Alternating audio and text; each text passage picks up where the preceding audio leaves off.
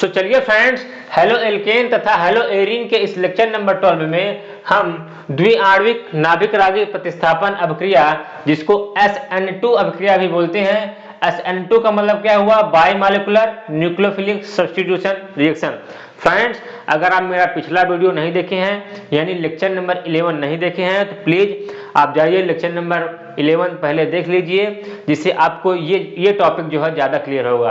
क्योंकि उस वीडियो में हम नाभिक रागी प्रतिस्थापन अभिक्रिया के बारे में बताए हैं और इसके वर्गीकरण के बारे में बताए हैं, और उस वीडियो में हम SN1 अभिक्रिया के बारे में डिस्कस किए हैं, जो इस वीडियो को देखने से पहले बहुत ही इंपॉर्टेंट है।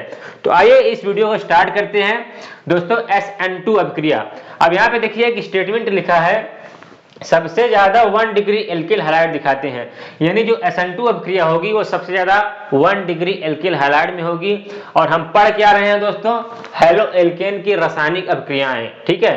तो आइए 1 डिग्री एल्किल हैलाइड ले लेते हैं और उसमें समझते हैं कि SN2 अभिक्रिया कैसे हो सकती है। तो यहाँ पे देखिए, आप कोई 1 डिग्री एल्किल हैलाइड ले लीजिए, सिंपल सी चीज। यहाँ पे देखिए, ये देखिए, ये क्या है? एक 1 डिग्री एल्किल हैलाइड है। क्यों? क्योंकि हैलोजन जो है उस कार्बन से लगा है जो एक कार्बन से जुड़ा हुआ है। हैलोजन उस कार्बन से लगा है जो एक कार्बन से लगा है, इसीलिए इसको हम बोलते हैं 1 डिग्री। ये आपको कॉमन चीज इतनी पता होगी, ठीक है। अब दोस्तों यहाँ पे होगा क्या दोस्तों कि यहाँ पे कोई नाभिक रागी होगा, ठीक है, और वो नाभिक रागी इसी कार्बन पे आक्रमण करेगा। ये जो 1 डिग्री एल्किल हैलाइड वाला जो कार्बन है इस पे आक्रमण करेगा, ठीक है, जैसा कि हम पिछले वीडियो में देख चुके हैं। और ये OH माइनस यहाँ पे ले सकते हैं, या Br माइनस या I माइनस, ठीक है, कोई भी ले सकते हैं, बहुत ढेर सारे नाभिक रागी होते हैं। तो यहाँ पे हम OH माइनस लिए हैं। तो यहाँ पे देखिए होता क्या है दोस्तों, ये SN2 अभिक्रिया में कि ये जो नाभिक रागी वो पीछे से आक्रमण करता है, चोरों की तरह, ठीक है। ये चोरों की तरह पीछे से आक्रमण करेगा, इसको बोलते हैं पश्च आक्रमण। तो यहाँ पे OH यहाँ पे आक्रमण करेगा। और क्यों आक्रमण करता है इसका रीजन आपको पता होना चाहिए कि यहाँ पे जो हैलोजन है इसके ऊपर पार्शियली निगेटिव चार्ज होता है और इसके ऊपर पार्शियली पॉजिटिव चार्ज होता है। ये हम पिछले वीडियो में सीख चुके हैं। अब ये OH माइनस जाएगा इस कार्बन पे अटैक करने। क्यों अटैक करेगा? क्योंकि ये तो खुद तो ऋणावेशित है और ये कार्बन पे देखेगा पॉजिटिव चार्ज यानी धनावेश, और धनावेश और ऋणावेश में क्या होगा? अट्रैक्शन होगा, आकर्षण होगा। तो ये OH माइनस है इस कार्बन पे लग जाएगा। तो यहाँ पे सिंपल चीज होगी क्या? अब जब देखिए यहाँ पे आपको कॉमन सेंस लगाइए कि OH माइनस जब इस कार्बन से जुड़ेगा तो इस कार्बन पे ऑलरेडी 4 बॉन्ड हो चुके होंगे। तो इस क्लोरीन को वहां से निकलना पड़ेगा, कार्बन का साथ छोड़ना पड़ेगा, क्योंकि कार्बन जो होता है 4 ही बॉन्ड दिखाता है, 4 बॉन्ड से अधिक नहीं दिखाता है। तो यहाँ पे देखिए, अब यहाँ पे जो OH माइनस है, ये देखिए OH माइनस अब ये आक्रमण किया है, आक्रमण कर रहा है, आक्रमण करेगा ऐसे, ठीक है, पीछे से आक्रमण करेगा OH माइनस। और यहाँ पे ऑलरेडी कितने थे? यहाँ पे एक हाइड्रोजन ये लगा था, एक हाइड्रोजन ये लगा था और एक मिथिल ये लगा था। ये तो पहले से ही लगे थे। अब ये OH माइनस आक्रमण कर दिया है, पश्च आक्रमण पीछे से। तो यहाँ पे इस क्लोरीन को निकलना पड़ेगा। तो यहाँ पे देखिए ये क्लोरीन धीरे धीरे इसका साथ छोड़ के निकलना शुरू कर देता है। क्यों? क्योंकि कार्बन पे 4 बॉन्ड होने वाले हैं। OH जब जुड़ जाएगा तो यहाँ पे इस कार्बन पे 4 बॉन्ड होंगे और क्लोरीन माइनस के रूप में यहाँ पे निकलेगा, ठीक है। और ये जब जुड़ेगा तो ये माइनस क्लोरीन आयन के रूप में निकल जाएगा। तो ये हमारी अभिक्रिया बन जाएगी। ये तो एक बेसिक फॉर्मेट हो गया। अब आइए इसकी क्रियाविधि के बारे में पढ़ते हैं, जिसको हमको और अच्छे से क्लियर होगा। तो यहाँ पे देखिए, अब इसकी क्रियाविधि के बारे में देखते हैं। देखिए दोस्तों, इसकी क्रियाविधि हम कैसे समझ सकते हैं, और आपको हमेशा ध्यान रखना है कि इस अभिक्रिया के लिए यानी SN2 अभिक्रिया के लिए केवल एक ही चरण होता है। इसके पिछले वाले वीडियो में हम बता चुके हैं आपको कि SN1 अभिक्रिया के लिए 2 चरण होते हैं, एक धीमा चरण और एक तीव्र चरण, बट इसके लिए केवल एक ही चरण होगा। और यहाँ पे देखिए चरण कैसे होगा कि यहाँ पे देखिए ये जो है हमारा 1 डिग्री एल्किल हैलाइड, तो यहाँ पे 1 डिग्री एल्किल हैलाइड को ले लीजिए, सिंपल सी चीज है, कुछ है ही नहीं। ये देखिए 1 डिग्री एल्किल हैलाइड और इसके ऊपर पार्शियली पॉजिटिव और इसके ऊपर पार्शियली निगेटिव, इतनी चीजें कंफर्म है आपको, प्लस। अब यहाँ पे कोई नाभिक रागी होगा, ठीक है, वो क्या करेगा? पश्च आक्रमण कर देगा इस कार्बन पे। यहाँ पे लिख दीजिए पश्च आक्रमण।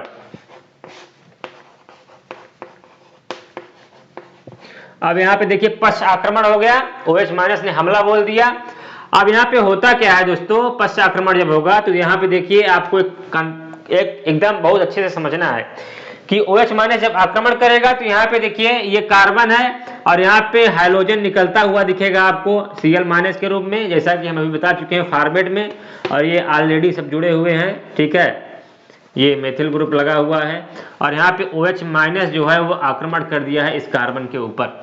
फाइनली होगा क्या कि ये OH माइनस इस कार्बन से जुड़ जाएगा, तो यहाँ पे देखिए OH माइनस ये कार्बन है, अब यहाँ पे OH माइनस जो है फाइनली इस कार्बन से जुड़ गया है, ये हाइड्रोजन और ये हाइड्रोजन और यहाँ पे एक मिथिल ग्रुप है और यहाँ पे क्लोरीन आयन के रूप में निकल जाएगा। सिंपल चीज है, OH यहाँ पे अटैक कर दिया इस कार्बन पे और इस कार्बन से जुड़ गया। यहाँ पे देखिए अब कार्बन पे 4 बांड हो चुके हैं, 1 बांड 2 बांड 3 बांड 4 बांड, ठीक है। तो जब 4 बांड हो जाएंगे तो इस क्लोरीन को निकलना पड़ेगा।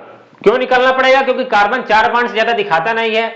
और दोस्तों आपको हमेशा पता होनी चाहिए, ये जो अभिक्रिया बनी है यानी जिसमें हम दिखाए हैं कि OH जा रहा है, OH अटैच होने जा रहा है यानी हमला करने जा रहा है, तो क्लोरीन जो है वो भाग रहा है, क्लोरीन इस कार्बन को साथ छोड़ के भाग जाएगा और इसको बोलते हैं संक्रमण अवस्था। ये आपको हमेशा ध्यान रखना है, इसको बोलते हैं संक्रमण अवस्था। ये ऑब्जेक्टिव क्वेश्चन में पूछ लिया जाता है, संक्रमण अवस्था ऐसे पूछता है क्वेश्चन कि संक्रमण अवस्था जो होती है किस अभिक्रिया में बनती है, SN1 अभिक्रिया में बनती है कि SN2 अभिक्रिया में बनती है? तो आपका ऑप्शन होगा सही SN2 अभिक्रिया, ठीक है। SN2 अभिक्रिया में संक्रमण अवस्था बनती है, ये कॉमन चीज है, ठीक है। अब आइए दोस्तों इसके लिए इसकी अभिक्रिया का वेग निकाल लेते हैं। तो यहाँ पे हम चलिए यहाँ पे बता देते हैं कि इसके लिए इसकी अभिक्रिया की वेग क्या होगी। यहाँ पे देखिए ये यहाँ पे हम अभिक्रिया की वेग बता देते हैं। तो यहाँ पे देखिए इसके लिए जो अभिक्रिया की जो वेग निकाली जाएगी वो क्या है, आप रासायनिक बलगतिकी वाले चैप्टर में देख चुके होंगे कि अभिक्रिया की जो वेग होती है वो K होता है, इसका फार्मूला K क्या होता है, कांस्टेंट यानी स्थिरांक है। अब यहाँ पे जो अभिक्रिया की जो वेग है वहां पे अब यहाँ पे क्या लिखते हैं, अभिकारक की सांद्रता लिखते हैं। तो यहाँ पे देखिए इस अभिक्रिया के लिए क्योंकि इसमें एक ही चरण है तो इस अभिक्रिया के लिए अभिकारक कौन कौन सा है, एक अभिकारक ये हो जाएगा और एक अभिकारक ये हो जाएगा और ये तो उत्पाद हो गया। तो यहाँ पे देखिए एक अभिकारक ये हो गया RX यानी एल्किल हैलाइड, एक तो ये हो गया और एक हो जाएगा आपका OH माइनस यानी OH माइनस कौन है, नाभिक रागी। तो यहाँ पे देखिए इस अभिक्रिया के लिए आपको हमेशा ध्यान रखना है, यहाँ पे यही पे बेसिक कॉन्सेप्ट है।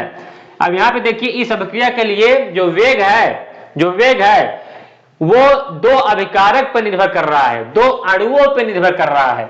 एक अणु ये है और एक अणु ये है। जाहिर सी बात है कि ये अभिकारक है और ये भी अभिकारक है और इन अभिकारक के मिलने से ये उत्पाद बन गया है। तो ये जो अभिक्रिया की जो वेग है वो डायरेक्टली किस पर डिपेंड कर रही है, 2 अणुओं पे, एक तो ये अणु है और एक तो ये अणु है। यहाँ पे 2 अणुओं पे डिपेंड कर रही है दोस्तों, इसीलिए इसको बोलते हैं द्विआण्विक नाभिक रागी प्रतिस्थापन अभिक्रिया। इसके पिछले वाले वीडियो में हम आपको बता चुके हैं कि एक आणुक नाभिक रागी प्रतिस्थापन अभिक्रिया क्या होती है और जो एक आणुक नाभिक रागी प्रतिस्थापन अभिक्रिया होती है वो केवल एक ही अभिकारक पर निर्भर करती है, बट ये 2 अभिकारक पर निर्भर कर रही है, इसीलिए इसको द्विआण्विक नाभिक रागी प्रतिस्थापन अभिक्रिया कहते हैं। यहीं पे कंफ्यूजन होती है, आप अच्छे से समझ लीजिए। एक बार में नहीं समझ में आया है तो आप वीडियो को पीछे कर लीजिए, बैक कर लीजिए, दोबारा देखिए, तिबारा देखिए और बार बार देखिए, जिससे आपको ये टॉपिक एकदम क्लियर हो जाएगा। तो अब आइए दोस्तों इसको एक बार रिवाइज कर लेते हैं जिसको हमको और अच्छे से क्लियर होगा। तो यहाँ पे देखिए द्विआण्विक नाभिक रागी प्रतिस्थापन अभिक्रिया जिसको SN2 अभिक्रिया बोलते हैं और सबसे ज्यादा 1 डिग्री एल्किल हैलाइड वाले दिखाते हैं। तो यहाँ पे हम 1 डिग्री एल्किल हैलाइड का एग्जांपल ले लिए। हाइड्रोजन उस कार्बन से लगा है जो एक कार्बन से, ये है 1 डिग्री एल्किल हैलाइड और आपको पता है कि हाइड्रोजन के ऊपर पार्शियली नेगेटिव और कार्बन के ऊपर पार्शियली पॉजिटिव चार्ज होता है। अब यहाँ पे कोई नाभिक रागी होगा वो इस कार्बन पे अटैक कर देगा और यहाँ पे ये नाभिक रागी कहीं से भी आ सकता है, वाटर से आ सकता है, कहीं से भी, ठीक है। इसके बारे में आप ज्यादा ना सोचिए। अब ये पश्च आक्रमण कर देगा इस कार्बन पे, क्यों करेगा, क्योंकि इसके ऊपर नेगेटिव चार्ज है और पॉजिटिव चार्ज से जुड़ना चाहेगा। यहाँ पे जब आक्रमण करेगा तो कुछ स्ट्रक्चर हमको इस टाइप में दिखेगा, ठीक है, क्लोरीन निकलता हुआ दिखेगा और OH आक्रमण करता हुआ दिखेगा। और फाइनली अब आइए इसकी क्रियाविधि के बारे में देख लेते हैं। तो यहाँ पे इसकी क्रियाविधि में एक ही चरण होते हैं, सिंगल चरण होंगे। तो यहाँ पे देखिए ये OH माइनस इस कार्बन पे अटैक कर देगा, पश्च आक्रमण कर देगा, तो OH माइनस यहाँ पे जुड़ता हुआ दिखेगा, ये आपको OH माइनस जुड़ता हुआ दिखेगा और क्लोरीन माइनस निकलता हुआ दिखेगा। क्यों, क्योंकि यहाँ पे कार्बन 4 ही बांड बनाता है और ये जो बनी है स्ट्रक्चर इसको बोलते हैं संक्रमण अवस्था। और यहाँ पे क्वेश्चन भी एक पुटअप होता है कि संक्रमण अवस्था का निर्माण किस अभिक्रिया में होता है, तो आपका ऑप्शन होगा SN2 अभिक्रिया में, ठीक है। और फाइनली ये हमारा प्रोडक्ट बन जाता है और यहाँ पे ये जो प्रोडक्ट बना है वो है 1 डिग्री एल्कोहल। OH उस कार्बन से लगा है, जो एक कार्बन से लगा है, तो वहां पे 1 डिग्री एल्कोहल बन जाएगा। अगर यहाँ आप 1 डिग्री एल्किल हैलाइड लेंगे तो यहाँ पे उत्पाद के रूप में 1 डिग्री एल्कोहल मिलेगा। 2 डिग्री एल्किल हैलाइड लेंगे तो एल्कोहल के रूप में 2 डिग्री एल्कोहल मिलेगा। 3 डिग्री एल्किल हैलाइड लेंगे तो एल्कोहल आपका 3 डिग्री एल्कोहल मिलेगा। सिंपल चीज है। अब आइए इसकी अभिक्रिया की वेग देख लेते हैं, जो बहुत इंपॉर्टेंट है। अब अभिक्रिया की जो वेग का फार्मूला होता है, वेग इक्वल टू के क्या होता है, कांस्टेंट होता है, स्थिरांक, इससे कोई लेना ही देना नहीं है। और यहाँ पे इस अभिक्रिया के लिए देखिए एक अभिकारक ये है, एक अभिकारक ये है, तो अभिकारक की सांद्रता Rx और OH माइनस की सांद्रता ये हमने लिख दिया। अब यहाँ पे सिंपली अब इस अभिक्रिया की जो वेग है वो दो अभिकारक पर निर्भर कर रही है, दो अणुओं पर निर्भर कर रही है। एक अणु ये है, एक अणु ये है, दो अणुओं पर निर्भर कर रही है, इसीलिए इसको हम बोलते हैं द्विआण्विक नाभिक रागी प्रतिस्थापन अभिक्रिया। ठीक है दोस्तों, आपको मैं उम्मीद करता हूं कि आपको अच्छे से क्लियर हो गया होगा और अच्छे से समझ में आया होगा। तो फ्रेंड्स, ये था हमारा आज का लेक्चर, और अगर आपको हमारा वीडियो अच्छा लगा हो तो प्लीज़ लाइक करें, शेयर करें और कमेंट करें, जिससे हम और अच्छे से वीडियो बनाने का प्रयास करें और हमको मोटिवेशन मिले। तो फ्रेंड्स, आप मेरे चैनल यानी विलेज वाला को सब्सक्राइब कर लीजिए, क्योंकि केमिस्ट्री से रिलेटेड ऐसे इंटरेस्टिंग वीडियो मैं बनाता रहूँगा, डेली अपलोड करता रहूँगा। जय हिंद, जय भारत।